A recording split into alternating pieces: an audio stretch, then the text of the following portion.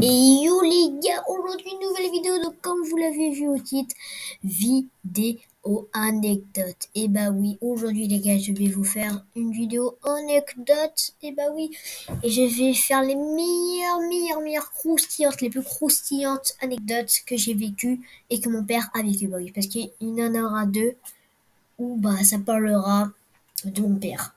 Les deux premières, ça parlera de mon père. Les deux dernières, ça parlera de moi. Donc aujourd'hui, comme vous l'avez compris, ce sera 4 anecdotes. Et bah oui les amis, 4 anecdotes que je vais vous raconter dans cette vidéo. Donc c'est parti. Que tout ça commence. Euh, Waouh. Wow. Oh, il y a un souci là. Ce serait pas un peu l'instant pub, les gars? Bah oui, la pub. Est-ce que vous connaissez le Fanti? Alors, le Fanti, c'est très simple. C'est du mélange de Fanta et de Ice Tea. C'est l'Ice Tea, le Fanta combinés ensemble et ça fait du Fanti. Donc, 1,50 dans tous vos magasins, Auchan, Leclerc. Bref, où vous voulez, il y a plein de goûts. En ce moment, ils ont sorti la fraise, qui est mon goût préféré pour l'instant. Donc, allez, c'est parti, que les anecdotes commencent. Donc, pour cette première anecdote, comme je vous l'ai dit, les 4 premières, non, les 2 premières vont parler de mon père. Alors, mon père, en gros, avant, il travaillait dans un bar, mais le patron du bar, il l'a vendu pour des raisons personnelles, voilà. Donc, voilà, il l'a vendu, donc maintenant, mon père, il y travaille plus. Alors, qu'est-ce qui va se passer? En gros, vers 22 heures, on devait aller au bar avec mon père, se rejoindre, faire un peu la fête avec un copain à mon père. Du coup, le copain à mon père, il a un enfant et c'est mon copain. Il s'appelle Kylian. Voilà, il s'appelle Kylian. Et du coup, nous, on allait là-bas, les rejoindre, faire un peu la fête. Nous, on allait geeker sur la Switch, on allait jouer un bas dans le bar, parce qu'en bas, dans le bar, il y a une Xbox. Donc, on allait jouer à la Xbox, à la Switch, bref. Donc, on va sur la route, tranquillou. Et à la moitié de la route, vers la moitié de la route, quand on arrive dans 5 minutes, non, 15 minutes, juste pour vous dire, j'habite à Châtellerault, le bar, il est à Scorbé. Et ben, sur la route, le pote à mon père, celui que je vous ai dit, il appelle mon père pour dire un truc qui est rentré dans ma tête à tout jamais. Donc, comme je vous ai dit, il était avec son fils. Il était arrivé devant le bar. Il arrive en plein devant le bar et se fait carnader. Et il se fait carnader. J'arrive pas à le dire. Bon, en français, il s'est fait mitrailler. Voilà. En gros, il était dans sa voiture. Il arrive devant le bar. Et il entend des coups de fusil sur sa voiture. Donc après, il repart direct. Donc il dit à mon père que là, il est reparti chez lui parce que mon pote, il était en pleurs parce qu'il avait trop flippé. Déjà, pour le bruit, ça faisait un gros pa. Et après, quand ils avaient vu, vous voyez là, les portes pour ouvrir la voiture, il y avait des trous de balles. Pas celui que tu penses, toi, derrière ton écran dégueulasse.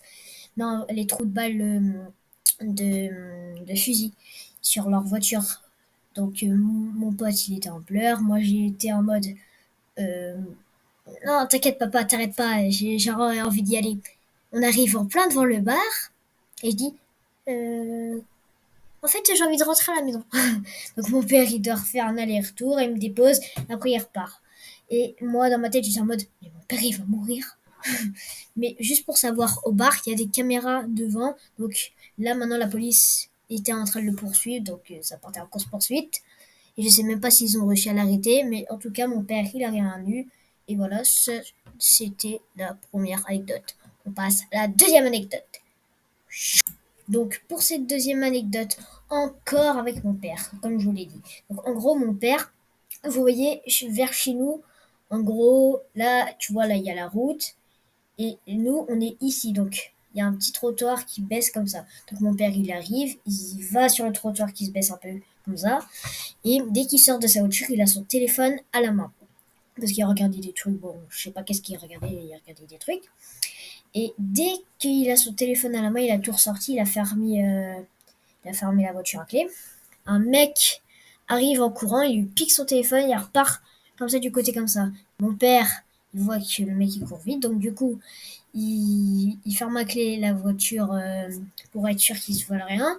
Il prend son vélo électrique et mon père il va le poursuivre. Non, avant de le poursuivre, désolé, j'avais pas pensé à ça. Avant de le poursuivre, il va au commissariat parce qu'à côté de chez nous, il y a un commissariat.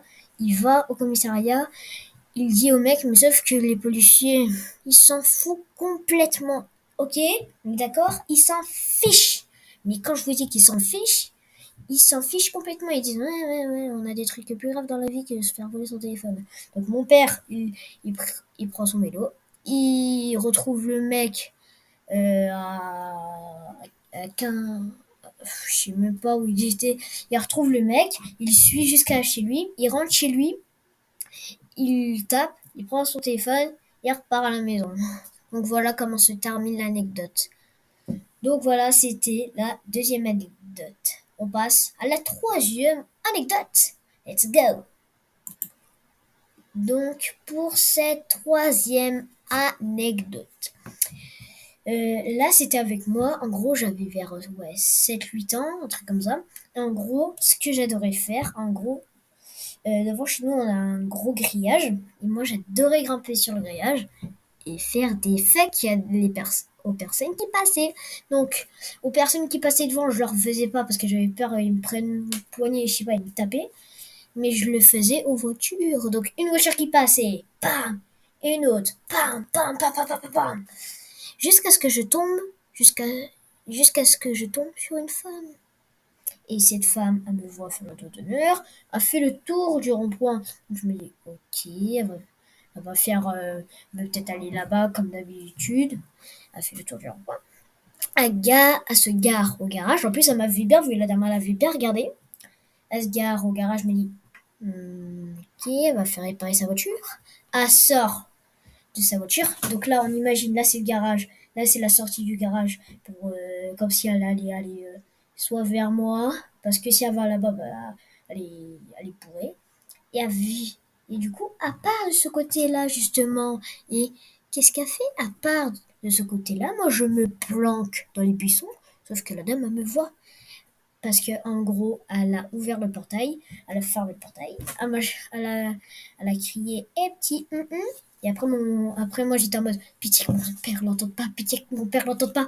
Mon père l'a entendu et je me suis fait fâcher par la dame et par mon père. Donc voilà, c'est la fin de cette troisième anecdote. On passe à la toute dernière anecdote. C'est parti. Donc, pour cette quatrième et dernière anecdote, je devais avoir, bah, c'était un peu récent, hein, j'avais 10 ans. Et en gros, bah, comme d'habitude, je monte sur le grillage. Et en gros, j'adorais prendre une mitraillette, comme ça. Et là, je montais sur le grillage et à chaque personne qui passait sur le trottoir, je faisais comme un gros gamin, tu vois. Donc, je le faisais pas aux voitures. Enfin, si, des fois, je le faisais aux voitures, me regarder de travers. Il y avait des enfants qui me regardaient. Il y avait des fois, il y a une nana, même ouais, je me rappelle, il y avait une meuf, elle m'avait filmé. Donc, voilà. Après, les personnes qui marchaient sur le trottoir, je leur faisais aussi.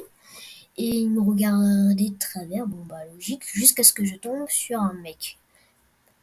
Pas trop vieux et pas trop normal. Enfin, normal, ça veut dire 40. Il devait avoir un truc genre 54 ans, un truc comme ça. Il passe devant, je fais la mitraillette et il dit Eh petit, ça va? Moi j'ai dit Ouais, ça va. Et après, il part. Donc je me dis Ok, c'est bizarre comment il m'a parlé. Je sais pas, il est peut-être bourré. Donc voilà, le lendemain, je repars faire ça. Et toutes les personnes qui passent, jusqu'à ce que je retombe sur le même mec. Donc là, il est habillé pareil, il n'y a rien qu'à changer, il n'y a vraiment rien. Il passe devant moi, je lui refais, et il dit la même phrase qu'hier. Donc moi aussi je redis la même phrase qu'hier, tout gêné. Et après, le lendemain, je vais pas faire la mitraillette. Et bizarrement, il est pas là. Donc moi, je suis là, je suis planqué en mode, non mais je suis hanté. il y a un mec qui me dit toujours la même phrase. Donc au début, je pensais il était bourré. La deuxième fois, je me suis dit non, c'est bon, il y a un souci. Je voulais le dire à mon père, mais j'avais peur. Et après, bah, la troisième jour, du coup, j'ai pas voulu mitrailler parce que j'avais peur de revoir le mec. Et bizarrement, j'ai pas mitraillé, il est pas venu bizarrement. Après 3 4 jours que j'ai pas mitraillé, il est plus revenu. Donc maintenant, j'ose plus mitrailler les gens qui passent sur le trottoir. C'est dommage parce que j'adorais, parce que les gens, des fois, ils rigolaient, ils me regardaient de travers. Moi, j'aimais bien que les gens soient tout gênés. Donc voilà. On n'a pas les mêmes passions, hein. Ah bah non, bah toi, t'as pas les mêmes passions que moi. Donc voilà les gars. Et c'est la fin de cette vidéo. Si cette vidéo vous a plu, n'hésitez pas à liker, vous abonner, partager, commenter. Et je vous dis à la prochaine pour de nouvelles vidéos. Tchou bye et bye bye.